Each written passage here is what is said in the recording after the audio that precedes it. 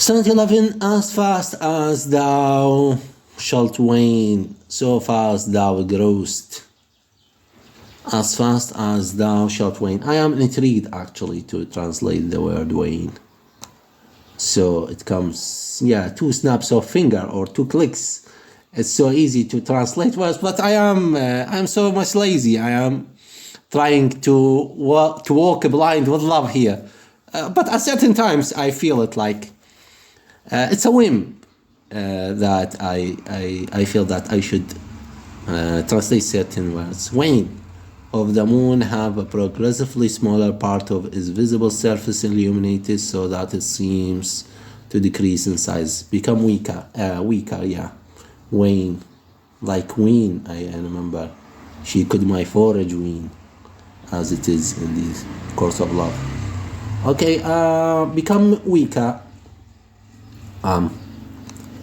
As fast as thou shalt wane, so fast thou growest. Yeah, I figured it out from the first reading, but I wasn't so much sure. Yeah, so as much as you shall disease, or as much or as fast as you shall decline, so fast thou growest. Yup, in one of thine from that which thou departst. Yup. These are maybe the wisest or the most beautiful. Yeah, I'm sure, I'm positive. These are the most beautiful and the most wise words ever written about love. Yup. So the part here is saying that as long as you are growing old, or as long as you lives, your memory is still present, still fresh. You shall keep fresh and present and alive, and time shall have no effect on you. So fast thou growest, you shall be growing in others, in one of thine lovers, or one of thine offspring maybe, from that which thou departest. Like you departed so much hard, so many people loved you, and again you are not intrigued to love others. Like you are kept, your image is kept in the hearts of others.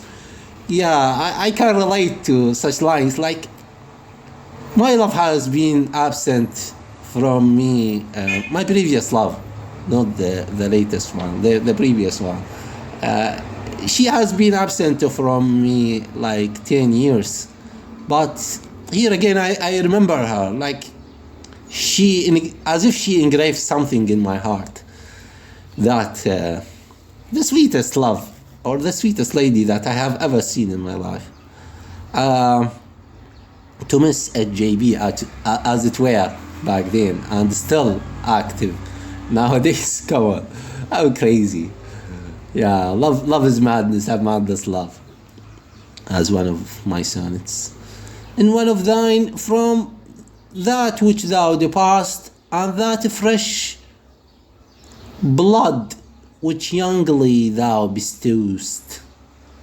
And that fresh blood which youngly thou bestowest, thou mayst call thine, when thou from youth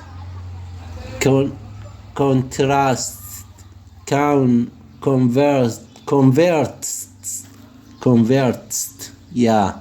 So yeah, and that fresh blood which youngly thou bestowed.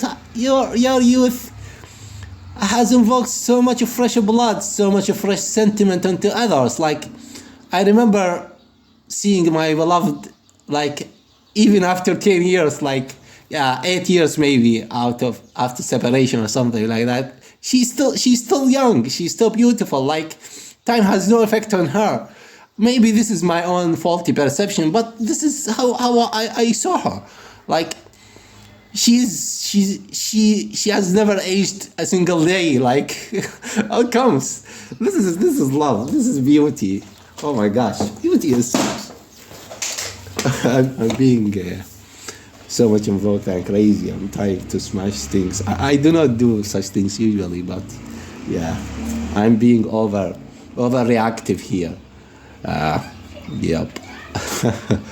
And that fresh blood which youngly thou bestowed. So you, maybe as a younger you, as your youth has bestowed so much love unto others, or you bestowed the love, or you bestowed, or you invoked love into so much youth, so much young men maybe, thou mayst call thine, yeah, all that love that you have bestowed upon them, it's yours, it's your effect, it's your memory. You are living in their hearts, in the hearts of men.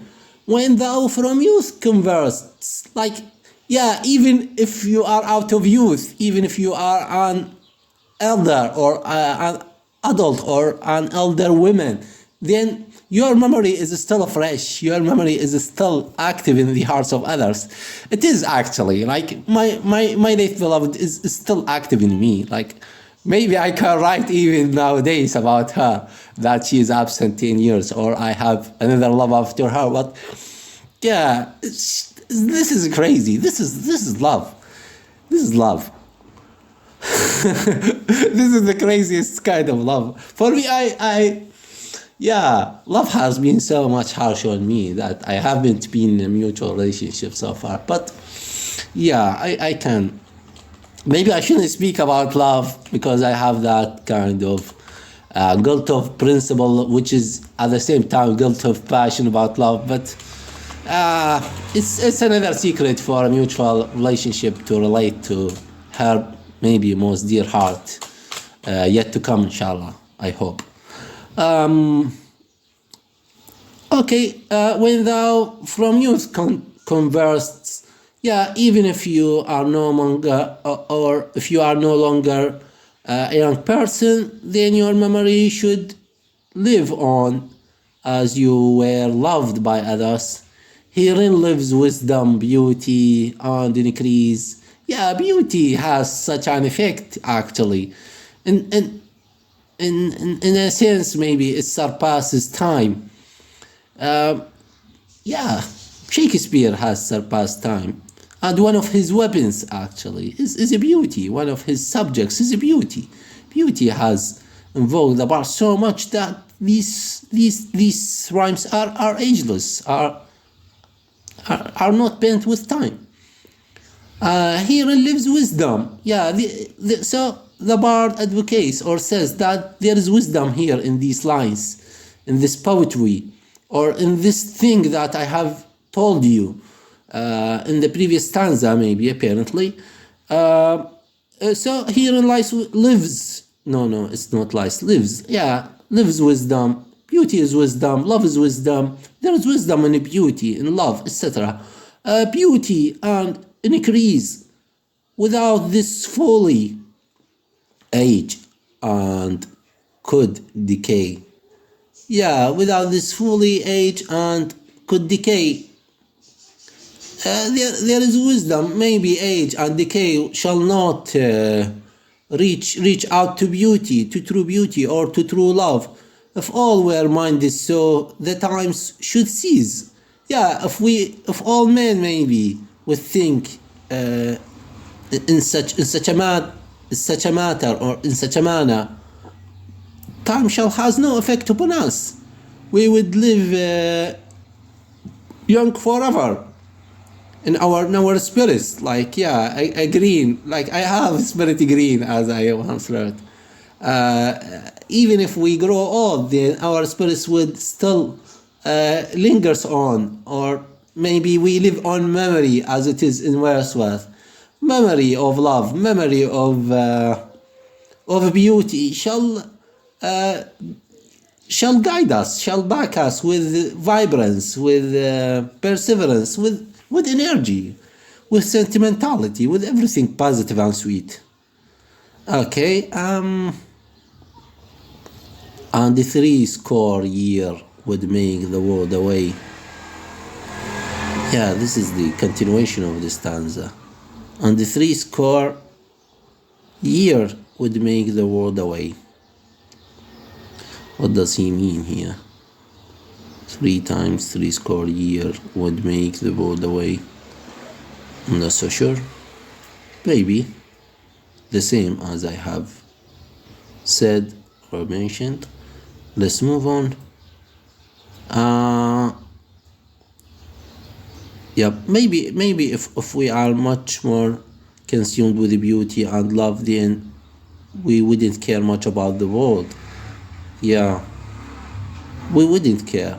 Yeah, of course. For me, nowadays, I don't care much about anything and everything, except for love and beauty. Beauty is love, and love is beauty.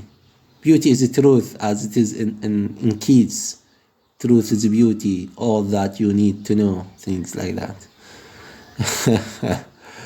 Keats is such a poet as well. Let those whom nature hath not made for store, harsh, featureless, and rude, barely perish. Let those whom nature hath not made for store, harsh, look whom she best endowed. Yeah, so he is saying or advocating or wishing for those whom nature made them so sweet, had not made for store. They are not meant for seclusion or solitude. They are meant for cherishment. They are meant for for praise, for engagement, for participation, for being loved, for being lived and loved, for being live and love. Yeah, for being engaged in love, maybe. So harsh, featureless, and rude, barren, perish. So if you are such a beauteous woman that which nature's hand did make, as it is in another sonnet, harsh, featureless. If you are having such characteristics, being rude, harsh, featureless, barely perish. I wish, like the bard may be wishing for such characters to perish, to cease to exist, because they are wasting their selves. They are wasting the selves of others as well. If you are so much beauteous, if you are maybe unwilling to share your beauty, it's not a share of beauty. Like, if you are loved by others, why wouldn't you love others as well? Oh my gosh, I am being yep.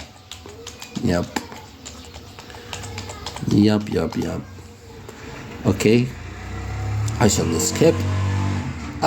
So he is wishing for such maybe women to perish if they are so much beauteous, or they are being rude, or whose beauty does make them cruel, as it is in another sonnet, whose beauties proudly make them cruel.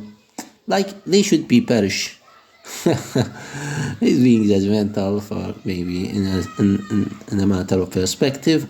Look whom she best endowed, she gave the more. Yeah, look whom she best endowed. I should translate endow here. She gave the more. Yeah. Endow.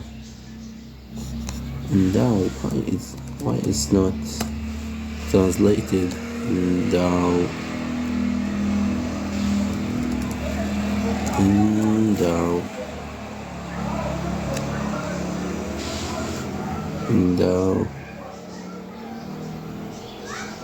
Combine, especially. Nope. Endow. It's not here. Okay. I'm missing a spelling, something like that. Okay. Look whom she best endowed. She gave the more. Like, maybe if the more she is liked, the more she would. Which bounteous gift thou shouldst in bounty cherish.